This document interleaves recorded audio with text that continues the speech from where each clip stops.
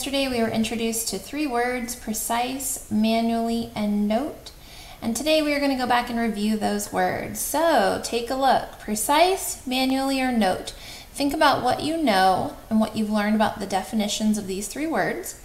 And let's take a look at this question. Would a precise description of a bank robber help the police catch the robber? Why? If you have someone next to you, you can turn and talk or think to yourself.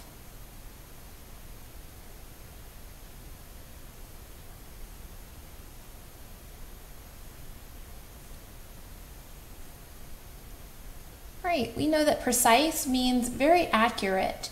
So if you were trying to help a police officer catch a robber, a very accurate description of the bank robber will definitely help the police catch this person. Would you use a washing machine to wash your clothes manually? Why? Again, if you have someone next to you, you can turn and talk or think to yourself.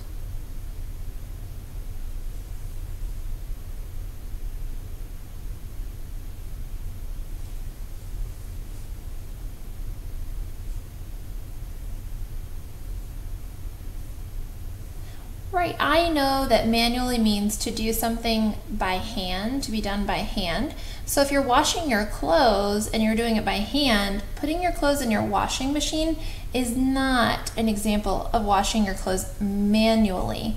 You're allowing the machine to wash the clothes for you. Let's look at the last example. Why might someone leave a sign that read, "Note, wet paint," on a bench?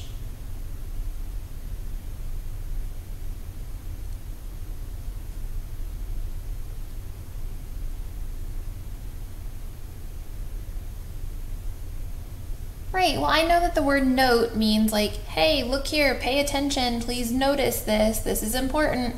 And they're letting people know that there's wet paint on a bench so they don't sit on it and end up like this cat with wet paint.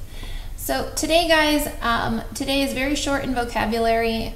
You are going to now go back, and on day 2, I requested that you write a sentence for each of those words: process, prior to, and initial.